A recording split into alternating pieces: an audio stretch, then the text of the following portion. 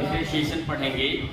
तो जैसा कि chapter number 5 continuity and differentiability है, कॉन्टिन्यूटी वाला पार्ट खत्म हुआ। अब हम लोग डिफरेंशिएशन पढ़ेंगे। तो यहाँ एक चीज़ ध्यान देने की जरूरत है कि continuity is a necessary condition for a function being differentiated. यानी मतलब एक फंक्शन डिफरेंशिएबल तभी होगा जब वो कॉन्टिन्यूअस है, ठीक है। तो इसका मतलब उसको डिफरेंशिएबल होने के लिए जरूरी है कि वो कॉन्टिन्यूअस हो। या ऐसे बोल सकते हो कि all differentiable functions are continuous but converse is not necessary, ठीक है। जरूरी नहीं कन्वर्स इसका कि सारे कॉन्टिन्यूअस फंक्शन डिफरेंशिएबल हो। अब हम लोग डिफरेंशिएशन के कॉन्सेप्ट को समझेंगे। तो हम मानते हैं कि मान लीजिए हमारा एक फंक्शन है fx, हमारा एक y = fx एक फंक्शन है, हम मानते हैं। तो यहाँ पे बच्चों इस फंक्शन को देखने से हमको ये क्लियर हो रहा है कि यहाँ पर x क्या है, x हमारा डोमेन है जो इंडिपेंडेंट है। x की वैल्यू को अगर हम चेंज करेंगे तो हमारा y की वैल्यू चेंज होगी। इसको हम फर्स्ट मान लेते हैं, मान लीजिए। तो अगर हमारा x जो है, x हमारा क्या है, x चेंज हो, x प्लस डेल x हो जाए तो हमारा y भी चेंज होगा, तो y निश्चित चेंज होकर के y प्लस डेल y हो जाएगा, ठीक है। तो अगर हमारा x प्लस डेल x हो जाए, ऐसी स्थिति में y प्लस डेल y होगा, तो हमारा जो फंक्शन है वो नया फंक्शन क्या बनेगा, y plus del y that is equal to f(x) plus del x, ठीक है। तो यहाँ पे इक्वेशन नंबर हमारा सेकंड बना दीजिए। तो अब हम सेकंड में से फर्स्ट को सब्ट्रैक्ट करेंगे तब हमको चेंज पता लगेगा कितना चेंज हुआ।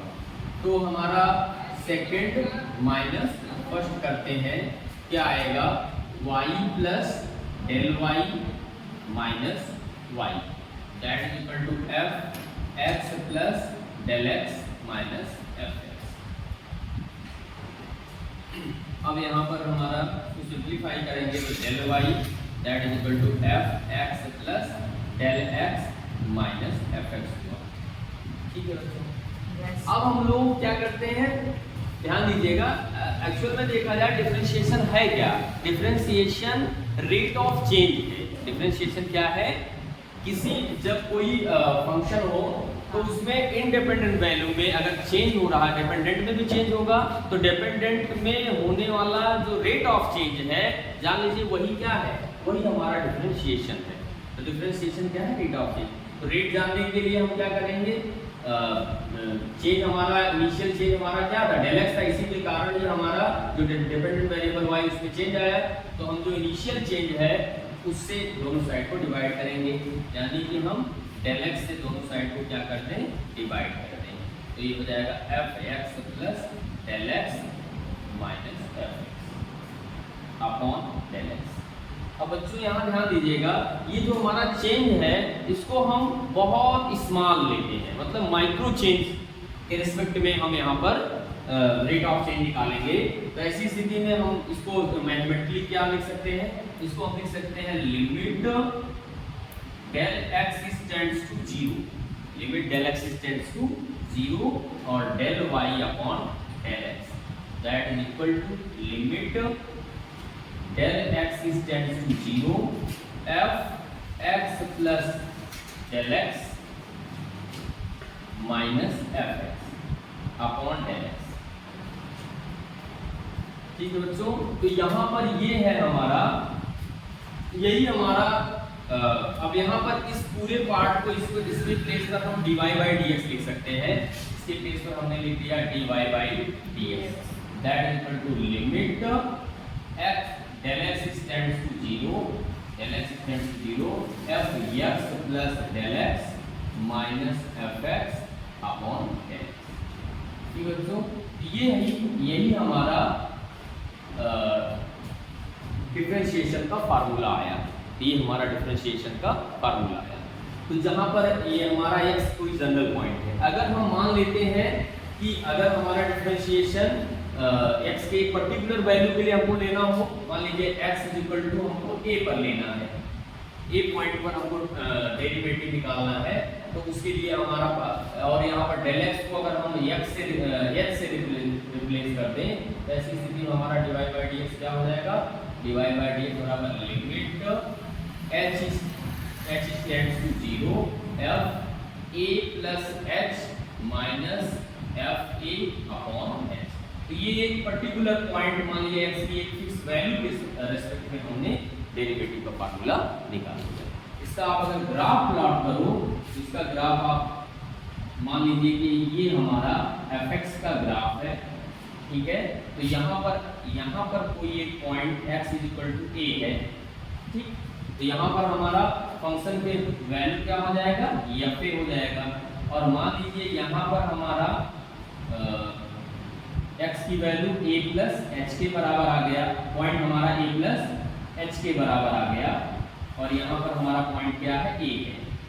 तो यहाँ पर फंक्शन की वैल्यू क्या हो जाएगा, f a प्लस h हो जाएगा। इसका ज्योमेट्रिकल रिप्रेजेंटेशन क्या है, मतलब डेरिवेटिव का ज्योमेट्रिकल इंपॉर्टेंस क्या है, उसके बारे में हम समझेंगे। इसकी ज्योमेट्रिकल मीनिंग क्या है।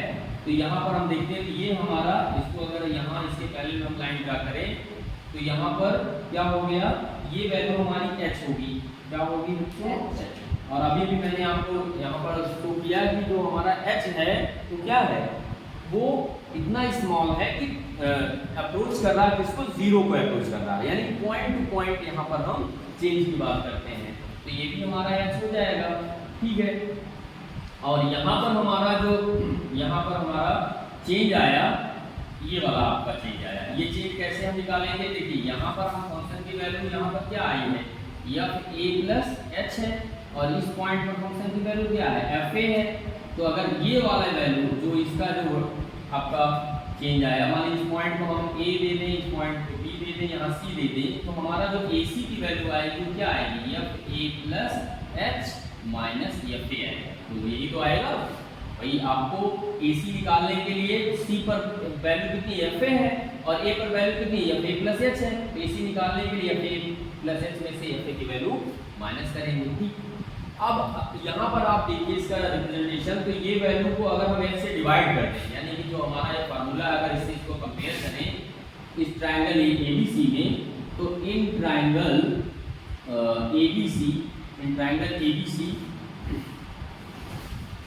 हमारा क्या होगा, यहाँ पर आपका f a plus h minus f a, ठीक है। और अपॉन अगर h करते हैं, ध्यान दीजिएगा, तो ये हमारा क्या है, ये हमारा परपेंडिकुलर है, ये हमारा बेस है, ये हमारा परपेंडिकुलर है, ये हमारा बेस है। और यहाँ ध्यान दीजिएगा, जैसे जैसे h हमारा जीरो की तरफ अग्रसित होगा, वैसे वैसे हमारा जो पॉइंट a है वो b को अप्रोच करेगा। जैसे जैसे h कम होगा वैसे वैसे एक इधर की तरफ मूव करेगा, b की तरफ मूव करेगा।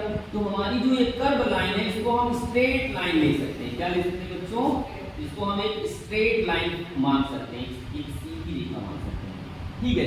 तो कुल मिला के हमारा ये क्या हो गया, ये ABC हम एक राइट एंगल ट्रायंगल अगर मान लें तो हमारा हाइट अपॉन मतलब परपेंडिकुलर अपॉन बेस, ये क्या होता है, tan थीटा होता है। क्या होता है, ये tan थीटा होता है, लिमिट एक्सिस्टेंस टू 0 अगर हम कर दें, ये हमारा tan थीटा होता है, दैट इक्वल टू, या एंगल अगर हम इसको थीटा मान लें ये हमारा tan थीटा, ठीक है बच्चों। तो tan थीटा, और आपको ये भी पता है कि थीटा बहुत छोटा हो तो tan थीटा की वैल्यू थीटा के बराबर ले ली जाती है। तो कुल मिला के जो हमारा डिफरेंशिएशन है ज्योमेट्रिकली, इसकी मीनिंग क्या है, इसकी मीनिंग स्लोप क्या है, स्लोप को रिप्रेजेंट करता है। किसको रिप्रेजेंट करता है, स्लोप को। स्लोप को हिंदी में ढाल कहा जाता है। तो किसी फंक्शन के ग्राफ के स्लोप को कौन रिप्रेजेंट करता है, उस फंक्शन का डेरिवेटिव, किसके रिस्पेक्ट में, जो उसका डोमेन है, डोमेन के रिस्पेक्ट में उसका जो डेरिवेटिव होता है वो उस फंक्शन के ग्राफ का स्लोप दर्शाता है। तो इस तरह से बच्चों उम्मीद करते हैं कि आपको डेरिवेटिव क्या होता है और इसका ज्योमेट्रिकल रिप्रेजेंटेशन क्या है ये आपको पता लग गया। और जनरल पॉइंट पर और एक फिक्स पॉइंट पर डेरिवेटिव को कैसे हम फॉर्मुलेट करते हैं ये भी आपको समझ में आया होगा। तो बहुत बेसिक कॉन्सेप्ट मैंने यहाँ पर यूज किया है। तो नॉर्मली आप समझिए तो डेरिवेट क्या है? डेरिवेट आपका किसी फंक्शन का डोमेन में होने वाले चेंज के सापेक्ष के रेस्पेक्ट में रेट ऑफ चेंज को मेजर करता है, जो हम जबकि हमारा जो चेंज है वो क्या हो? माइक्रो चेंज हो, यानी कि टू स्मॉल हो। इसीलिए यहाँ पर लिमिट h टेंड्स टू 0 को यूज किया जाता है। उम्मीद करते हैं टॉपिक आपको अच्छे से समझ में आया होगा। अब इसी कॉन्सेप्ट का यूज करके हम लोग आगे क्वेश्चन सॉल्व करेंगे। अब बच्चों इस कॉन्सेप्ट का यूज करके जो हम डिफरेंट फंक्शंस का डेरिवेटिव निकालते हैं उसको बोलते हैं by first principle. Find derivative using first principle. जब भी क्वेश्चन में आएगा यूजिंग फर्स्ट प्रिंसिपल डेरिवेट करिए, तो वहाँ पर इसी कॉन्सेप्ट का हम लोग यूज करते हैं। और इसके लिए हमको फंक्शंस, गिवन फंक्शंस के एक्सपेंशंस के फार्मूले भी हमको याद होने चाहिए। ठीक है, वो फार्मूले मैं आपको बाद में लिखा दूंगा। तो उम्मीद करते हैं ये आपका टॉपिक आज समझ में आया।